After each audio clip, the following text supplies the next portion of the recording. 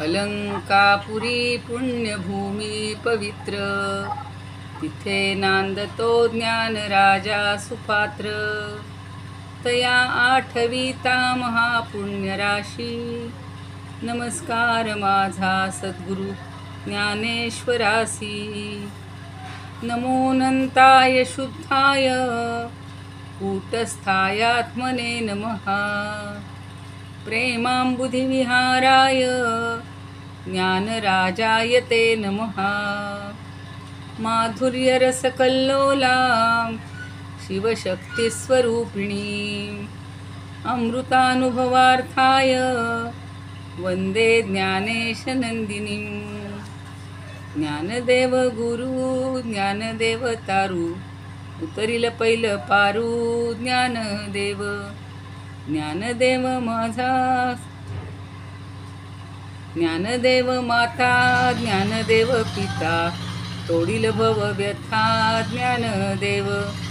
ज्ञानदेव माझे सोय रे धाय रे, जीवलग निर्धारे ज्ञानदेव. सेना म्हणे माझा ज्ञानदेव निधान, दाबिली निज खूण ज्ञानदेवे. ज्ञानियांचा राजा गुरु महाराव, म्हणती ज्ञानदेव तुम्हाईसे. मज पामरा हे काय थोरपण, पायीची वहाण पायी बरी. ब्रह्मदिक जेथे तुम्हा ओळंगणे, इतर तुलने काय पुढे. तुका म्हणे नेणो युक्तीची आखोली, म्हणून ठेविली पायी डोई. म्हणून ठेविली पायी डोई. ज्ञानियांचा राजा गुरु महाराव, म्हणती ज्ञानदेव तुम्हाईसे. अलंकापुरी रम्य सिंहासनस्थं, अलंकापुरी रम्य सिंहासनस्थं. पदाम्भोज तेजस्फुरद्दिक्प्रदेशं, पदाम्भोज तेजस्फुरद्दिक्प्रदेशं. विधीन्द्रादिदैवः सदा स्तूयमानं, विधीन्द्रादिदैवः सदा स्तूयमानं. समाधिस्थमूर्तिं भजे ज्ञानदेवं, समाधिस्थमूर्तिं भजे ज्ञानदेवं. समाधिस्थमूर्तिं भजे ज्ञानदेवं. गदाशङ्खचक्रादिभिर्भाविताङ्गं, चिदानन्दसंलक्षणाढ्यस्वरूपं. यमाद्यष्टभेदाङ्गयोगप्रवीणं, समाधिस्थमूर्तिं भजे ज्ञानदेवं. समाधिस्थमूर्तिं भजे ज्ञानदेवं. मुदा यस्य वक्त्राच्छ्रुतिं पाठयन्तं, प्रतिष्ठानपूर्यां कुरु सुधीसङ्गसेव्यं. चतुर्वेदतन्त्रेतिहासादिपूर्णं, समाधिस्थमूर्तिं भजे ज्ञानदेवं. समाधिस्थमूर्तिं भजे ज्ञानदेवं. सदा पंढरीनाथ पादाब्जवृन्दं, निवृत्तेश्वरानुग्रहात् प्राप्ततत्त्वं. महेन्द्रायणी तीरभूमौ वसन्तं, समाधिस्थमूर्तिं भजे ज्ञानदेवं. समाधिस्थमूर्तिं भजे ज्ञानदेवं. रणे कृष्णबीभत्सु संवादभूतो, रूढितार्थबोधाय ज्ञानेश्वरी वै. कृतिर्निर्मितायेन चक्राङ्कृतोऽख्यां, समाधिस्थमूर्तिं भजे ज्ञानदेवं. समाधिस्थमूर्तिं भजे ज्ञानदेवं. समाधिस्थमूर्तिं भजे ज्ञानदेवं. ज्ञानेश्वर महाराज की जय. पंढरीनाथ भगवान की जय. जय तू श्री कृष्ण, जय तू ज्ञानेश्वर. आज बघा, आज त्रिपुरी पौर्णिमा आहे. प्रत्येक दिवसाला आपल्या या संस्कृतीनं एक काहीतरी महत्त्व असं बहाल केलेलं आहे, काहीतरी आहे. सतत आपण चिंतनात कुठल्या तरी आध्यात्मिक रसामध्ये, विचारामध्ये, भक्तिरसामध्ये मग्न असावं, यासाठी आज त्रिपुरी पौर्णिमा. त्रिपुरासुराचा वध कार्तिकेयाच्या मदतीनं झाला, त्याचा जन्म तेवढ्यासाठी झालेला आहे. कुमार संभव असं कालिदासानं एवढं मोठं महाकाव्य रचलं आणि मग त्या कुमाराचा म्हणजे कार्तिकेयाचा जन्म झाला आणि ह्या त्रिपुरासुराचा नाश झालेला आहे. तर त्या भगवान शंकरांना आपण वंदन करूया. आपली अशीच साधना अखंड राहू देत, कारण शिवशक्ती समावेशांमध्ये आपण पाहिलेलं आहे की शिव हा श्रेष्ठ आहे, शिव हीच शक्ती आहे. आणि त्यामुळं त्याच्या ठिकाणी आपण लीन झालो, त्याच्या ठिकाणी आपण मग्न झालो तर नक्कीच आपल्याला या संसार सागरातून या कुठल्याही याचं भय राहणार नाही. जसं त्या पुष्पदंतानं थोडासा कार्यामध्ये, त्याच्या काय म्हणू कर्तव्यामध्ये कुसूर केली, रात्रीच फुलं आणून ठेवली. धन्यानं सांगितलेलं असतात की शिवाच्या पूजेसाठी अगोदरच कमळं तोडून आण, आणि अगोदरच त्यांनी आणून ठेवली संध्याकाळी, कारण पत्नीपासून विरह नको म्हणून. आणि सकाळी तो धनी स्वामी पूजा करत असताना त्या फुलातून एक भुंगा बाहेर आला आणि त्यामुळं त्या स्वामीला लक्षात आलं की यानं हे अगोदरच सगळं केलेलं आहे, म्हणून त्याला तो शाप देतो. जसा कालिदासालाही म्हणजे त्या यक्षालाही दिलेला असतो. पण त्यामुळं मग त्याच्या हातून ही एक कला घडलेली आहे. शंकराची आराधना करत करत त्यांनी हे स्तोत्र रचलेलं आहे. स्तोत्रमेतच्च चकार असं म्हटलेलं आहे. जरा मोठं आहे, नाही तर आज आपण खरं ते स्तोत्रच म्हटलं असतं, पण ठीक आहे. महिम्न पारंते परमविदुषो यद्य सदृशी, त्याचा एवढा महिमा आहे की आपण कुठेही आपल्या या भवनदी पार करायला आपल्याला तो शक्ती देत असतो. म्हणून त्याचंही आज दिवसभर सगळेजण चिंतन करतील, शिवमहिम्न करतील. आज तर पौर्णिमा आहे म्हणून काहींनी देवीची सुद्धा म्हणजे जी सप्तशतीचा पाठ आहे तो इथे आमच्या इथे मोठ्या प्रमाणावर सामूहिक रीतीनं करायला ठेवलेलं आहे. म्हणजे लोक सतत मग्न राहत असतात, कशामध्ये तरी मग्न राहत असतात असं आहे. तर तसं आपणही दिवसभर कशात तरी गुंतलेले राहूयात. मला 1 मिनिट आता बोलावं लागणार आहे.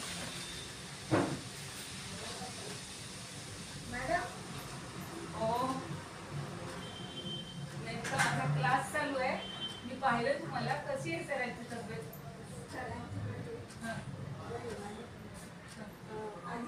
ती संध्याकाळीच येणार आहे, त्या सध्या कामालाच जात आहेत ना. आता काम बंद झालं नाही. मला मगाशी फोन आला 8:30 वाजता की मी आज संध्याकाळीच येणार आहे. हो हां हां हो देते.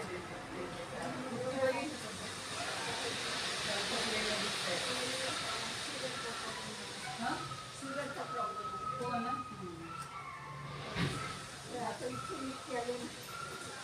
आता येऊन बसा म्हणेन 5 मिनिटं. माझा क्लास ऐकायला म्हटलं तर जा 5 मिनिटांनी. नाही म्हणजे तुम्हाला असंच जायचं मला बरं नाही वाटत आहे. चालेल. हो देते त्यांच्याजवळ देते.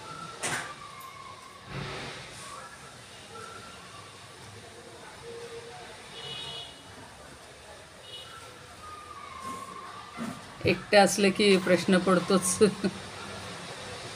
कामवाली येणार नाही आहे आणि त्या ज्यांच्याकडे जाते त्या पण आल्या मला विचारायला. आता त्यांना उठून सांगणंच मला भाग होतं, नाहीतर मग बरं ठीक आहे. आपण आता पाहूया.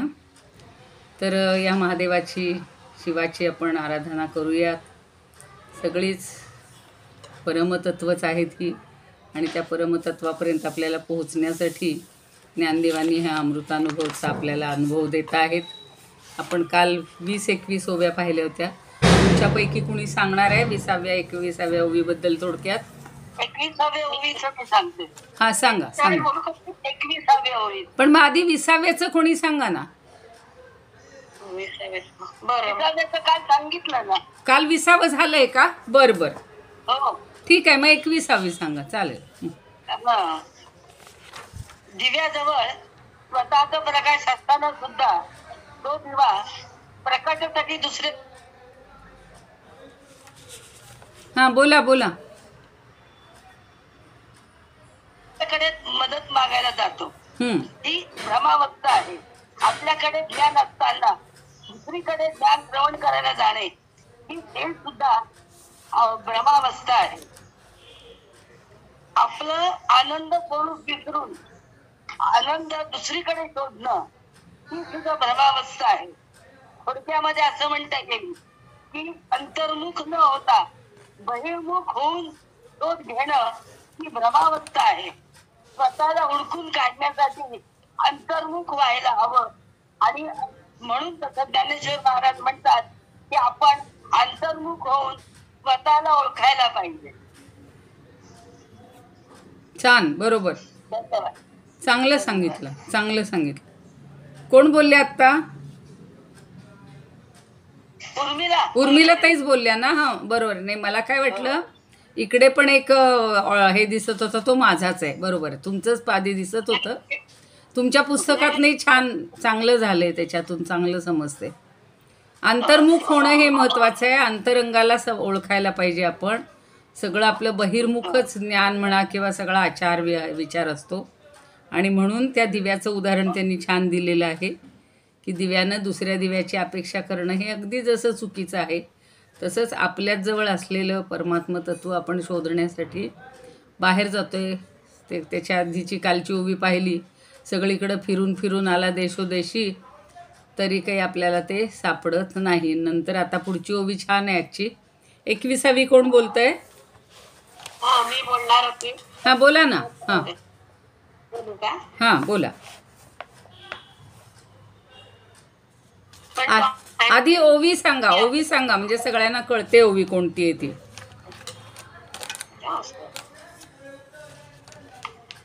आपणची आपणा देशोदेशी आपण आपल्याकडे जीवन एक होणं एक सांगूया.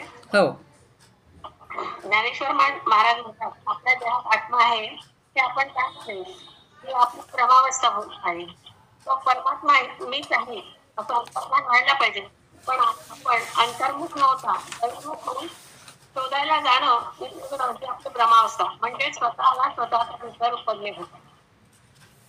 ठीक आहे? हो हो, चांगलं आहे. स्वतःला स्वतः ओळखायचे. आपल्याजवळच आपलं सगळं आहे. स्वत्व जे आहे ते आपल्याजवळच आहे. परमात्म तत्व आपल्याजवळच आहे. आपण असे गावोगाव बाहेर सगळं बघायला बघतोय. अंतर्मुख होऊन आतल्या आत आपल्याला जर हे परमात्म्याचा आत्म्याचा जर शोध लागला, म्हणजे ज्ञान झालं आहे ते ज्ञान होणं, झाकलं गेले. काल जसं मी सांगितलं तसं सूर्यावर जसं मेघाचं आवरण येतं, तसं आपल्या त्या आत्म्यावर अज्ञानाचं आवरण आलेलं आहे. आणि त्यामुळं आपल्याला ते आत्मतत्व दिसत नाही. म्हणून हे वेगवेगळे दृष्टांत ज्ञानदेव आपल्याला देत आहेत. त्याच्या आपण संस्कृत आणि अभंगाच्या ओव्याही पाहिलेल्या होत्या काल. आज आता 22वी ओवी पाहूया बरं का.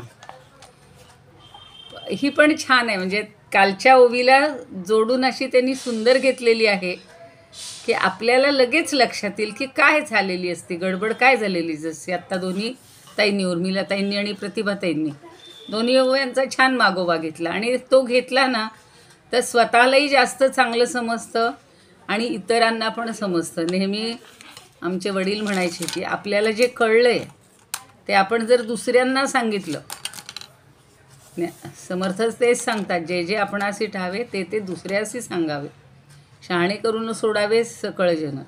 आता ही समजा हा ग्रंथ फक्त मी माझ्यापुरता वाचला, मला समजून घेतला, तरी जेवढा समजत नाही तेवढा इतरांपर्यंत त्याचे पुन्हा जे काही आहे त्याचं उच्चारण केलं. आता ते आपले सकाळचे महाराज तर सांगतात की पुन्हा ज्ञानदेवांना सांगा. माझं म्हणणं आहे ज्ञानदेवांना तर सांगावं, पण आपल्या शेजारी कोणी असतं, आपल्याकडं कोणी मैत्रीण येते, शेजारीण येते, एखादे नातेवाईक येतात, आणि आजच्या ओवीचा आशय 2 ओळीत का होईना, 2 शब्दात का होईना आपण जर सांगितला आणि त्याच्यातून आपल्याला काय घ्यायचं ह्याचा जर आपण प्रयत्न केला तर हे अनुभवामृत आपल्याला जास्त अनुभवायला मिळेल. आपण सगळ्यांना सांगतो आम्ही सकाळी क्लास करतो, आता पहाटे 5:30चाच करतो, किंवा आता आमचा 11 वाजताच आहे, मग आज 2 ओव्या झाल्या. पण त्या 2 ओव्यात काय होतं? समजा घरात दुसरी व्यक्ती आहे ना, आता हल्ली दोघंच असतो आपण, दोघंच असतो, पूर्वी दोघंच होतो, मध्यंतरी काळात मुलं बाळं सगळे सासू सासरे सगळे असायचे. मग ती घरात एक चर्चा व्हायची, बाबा आज तू काय शिकलास, आज कुठलं गाणं शिकलास, आज कुठला राग शिकलास, गाणं असेल तर, नृत्य असेल तर नृत्यातलं काय शिकला, मुलींना आपण विचारणार. हल्ली मुलंही शिकतात, किंवा आता ते मल्लखांब खेळतात, खेळ खेळतात, मग खेळात कुठल्या हे शिकवल्या, त्यातल्या स्टेप्स कुठल्या शिकवल्या, तर ते जर दुसऱ्यांना करून दाखवलं किंवा सांगितलं तर आपलं पक्क होतं. तसं हे सुद्धा आहे. म्हणजे हे पक्क लक्षात ठेवा की माझ्या मैत्रिणीला, घरातल्या व्यक्तीला मी सांगेन, आणि नसेल घरात कोणी तर माझं मीच पुन्हा एकदा म्हणीन, वाचीन. त्या ओवीचा अर्थ जर पुस्तकात असेल तर तो, तुम्ही लिहून घेत असाल तर लिहून घेतलेला 2 ओळी का विना स्वतःचा स्वतः परत एकदा तो सांगत राहायचा. आता हे बघा, त्याचंच उदाहरण म्हणून आता त्याचं स्पष्टीकरण पुढच्या ओवीत छान करतायत. काय म्हणतायत? म्हणजे स्वतःला हुडकून काढण्याचा प्रकार असा पुन्हा कधी आपण करणार नाही. एकदा आपण आपल्याला सापडलो तर पुन्हा या नादी लागणार नाही, अशा अर्थानं आता ही पुढची ओवी आहे बरं का. नाही तर काय होतं, बहिर्मुख झाल्यामुळं आपण अंतरंगात डोकवतच नाही आहे, अजिबात डोकवत नाही.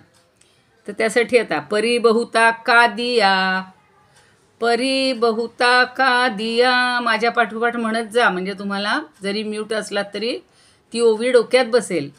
परी बहुता का दिया, आपण पे आठवलिया, 2 शब्द आहेत आणि जास्त नाही आहे. आपण पे आठवलिया, म्हणे मी यया कैसा रिझो, म्हणे मी यया कैसा रिझो.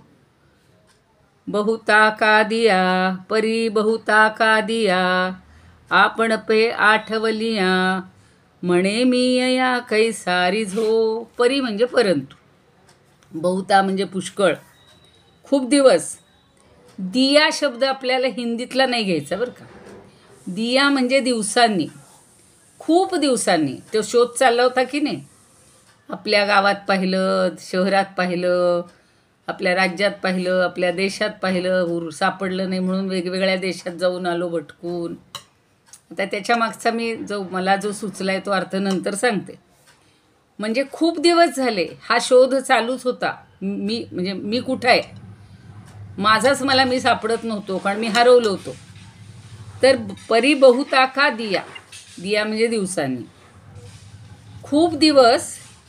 आपण पे आपण पिया, आपण लिया, आपणच आपल्याला शोधत होतो. म्हणे मी यया कैसा रिझो, आणि मग जेव्हा मी सापडलो, मला ज्या दिवशी माझा शोध मलाच लागला, मी माझ्याजवळच तर आहे, मी बाहेर कुठे नाहीच आहे, इथंच आहे. अरेच्या मीच इथंच होतो आणि मी सगळ्या गावोगाव शोधलो, मी देशोदेशी गेलो. म्हणजे असं जेव्हा आपल्याला समजलं की हा जो मी आहे हा माझ्यातच आहे, माझ्याजवळच आहे, आणि मग त्या प्राप्तीचा जो आनंद आहे, म्हणून पुढचं कैसा रिझो, रिझो म्हणजे रिझवणे, आनंद मानणे. किती आनंद मानायचा त्याच्यात, अरे मी सापडलो, मी इथेच होतो. मग हा जो आनंद त्याला मिळतोय ना, त्याचं किती कौतुक करेल.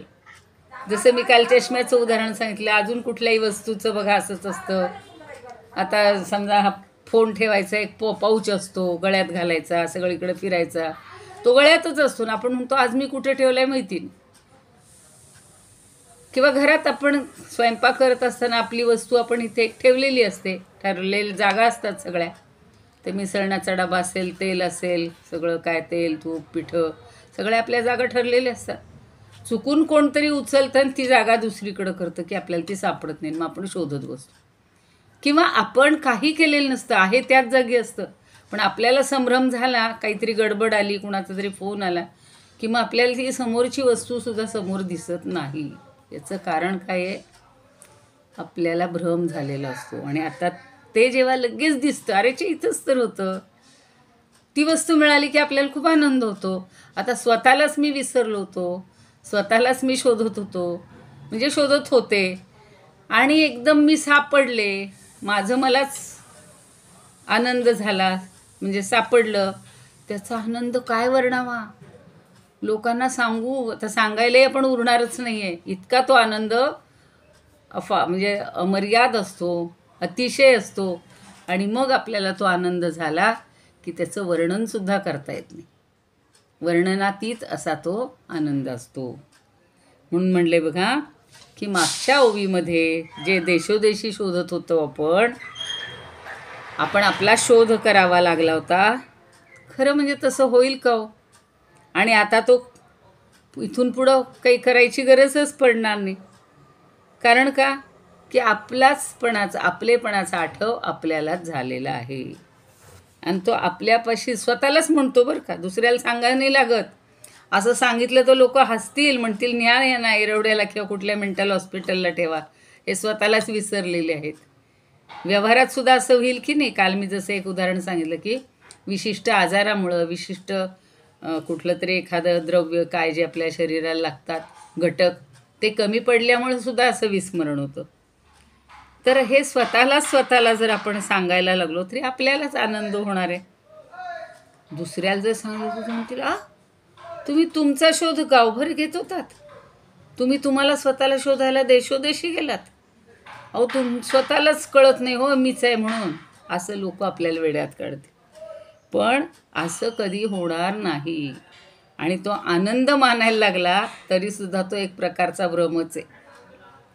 लोक म्हणतील काय, तेवढ्यासाठी लोक नाही तर उत्सव करतील बरं का, मला सापडलो, चला आज माझ्याकडनं पार्टी. हल्ली पार्टीला तर निमित्तच लागतं नाही का. मग म्हणतील कशा निमित्तानं, जरा 2 शब्द सांगा. मग त्यांनी जर एखाद्याने असं सांगितलं की अहो कालपर्यंत मी सापडतच नव्हतो, मला शोधताच येत नव्हतं, किती शोधलं.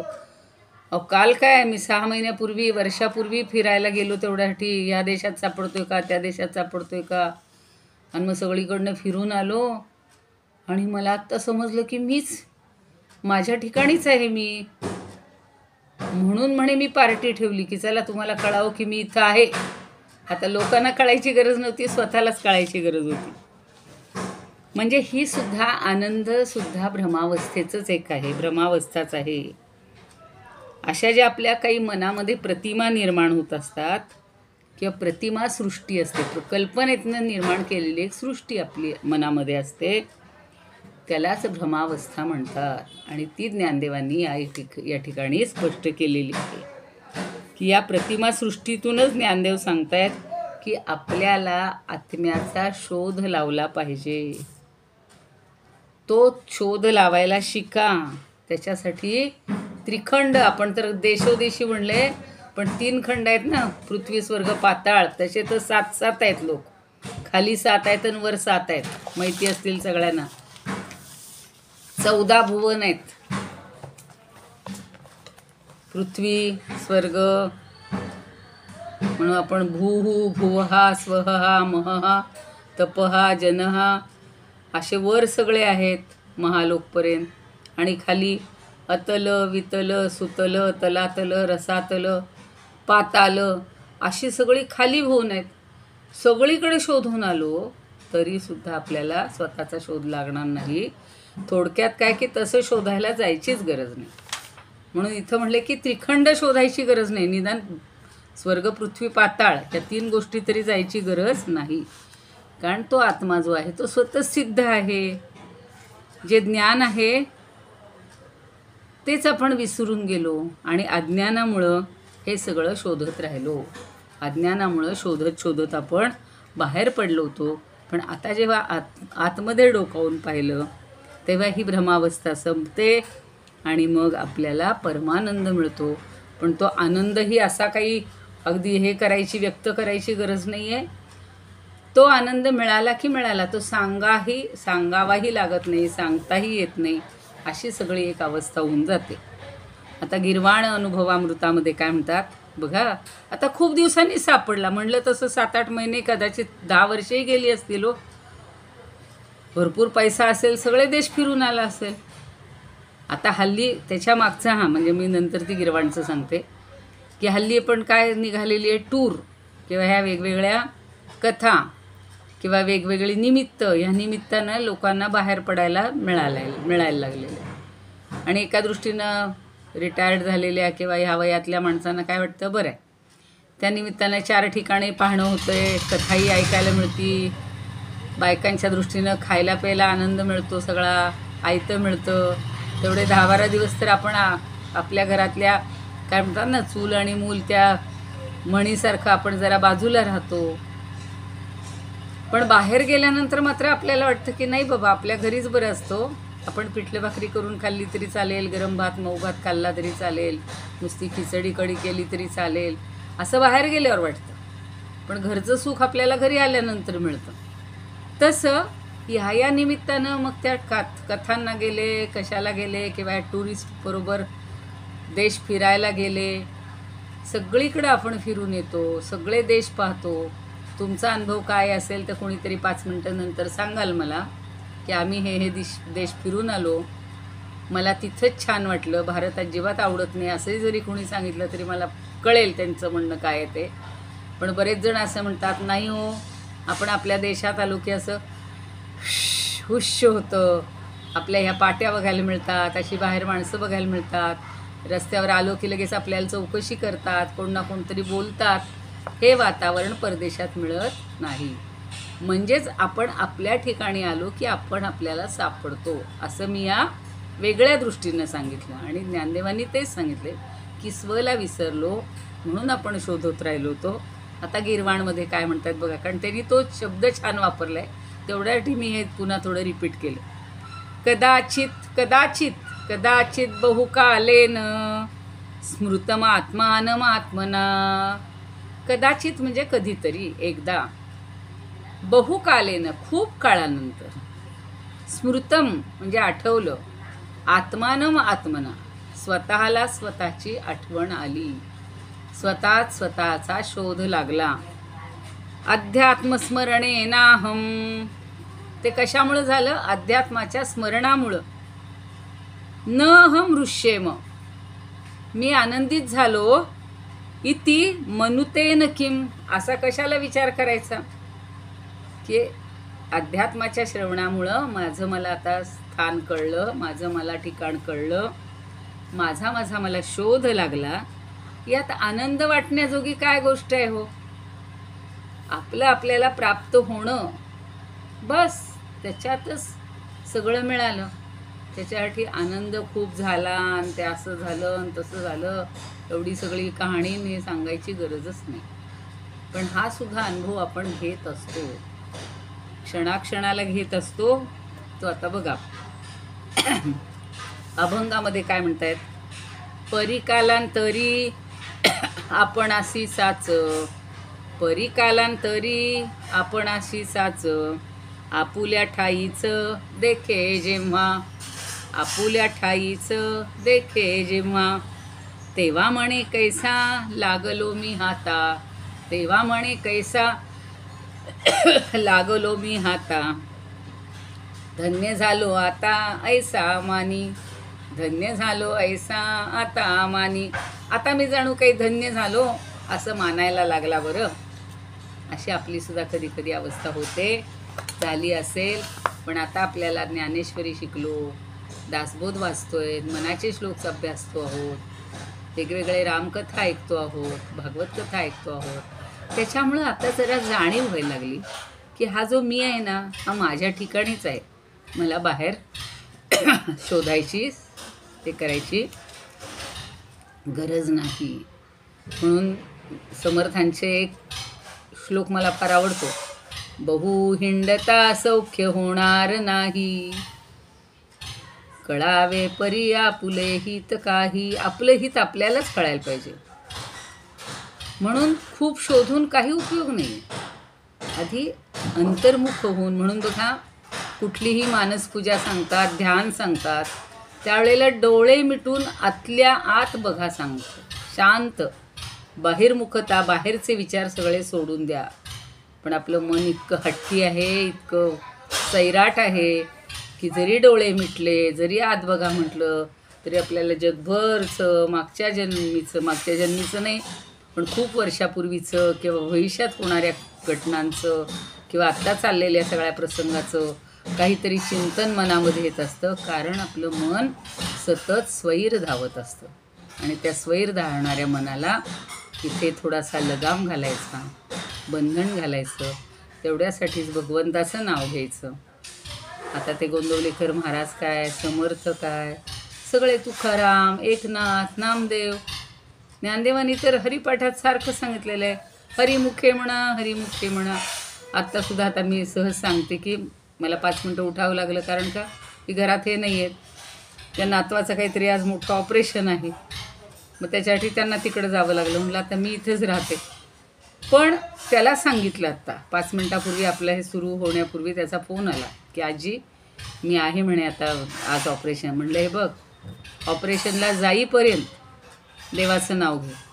ऑपरेशन टेबलवर जरी घेतलं तरी देवाचं नाव घेत राहायचं. ते जे विचारतात तुम्हाला हे म्युझिक ऐकू येतं आहे का, हे आम्ही काय म्हणतो आहे कळतं आहे का, तोपर्यंत आपण देवाचंच नाव घ्यायचं आणि अंतर मनामध्ये आपलं चिंतन चालू ठेवायचं.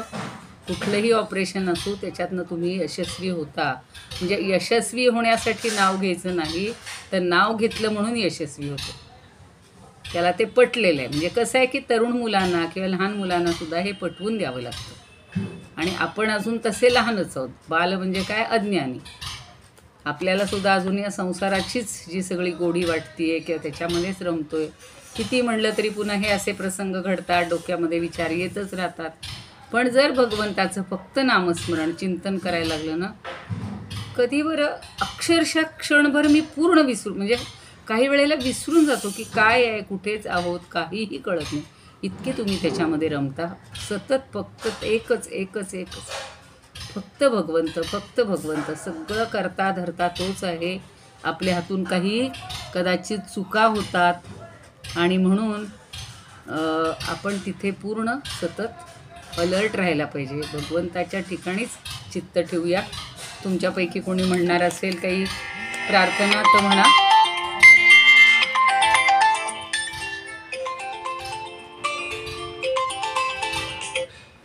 प्रार्थना म्हणणार आहे कुणी तर म्हणू मी. हा म्हणा म्हणा म्हणा म्हणा म्हणा. हा हा.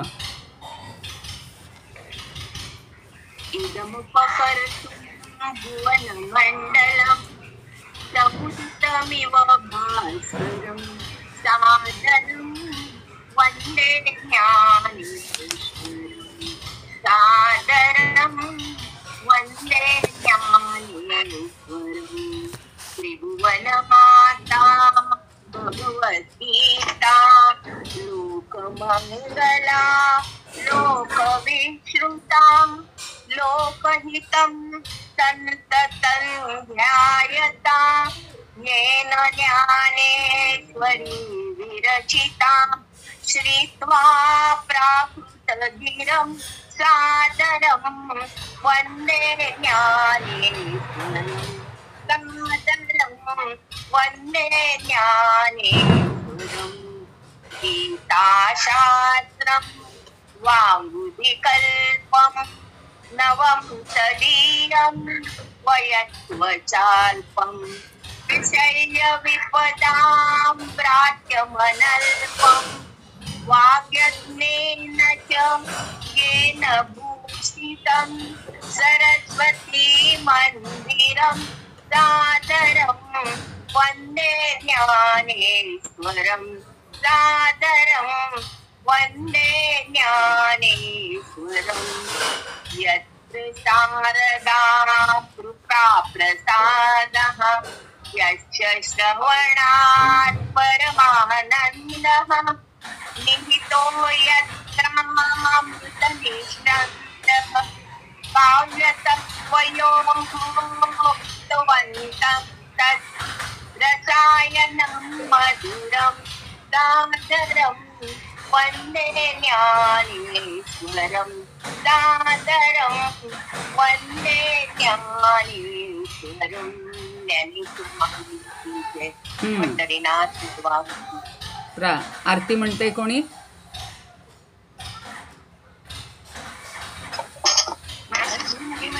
म्हणा म्हणा. आरती ज्ञानराज कैवल्य तेजा देवी कारुंड वेदला माझा. आरती ज्ञानराज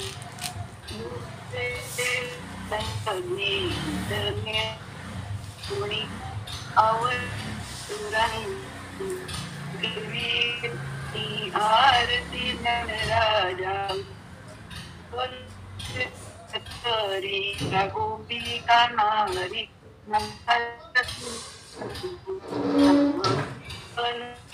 हरी आरती राजा. प्रकट फुले ब्रह्माची केले रामनागनी करुले. आरती ज्ञान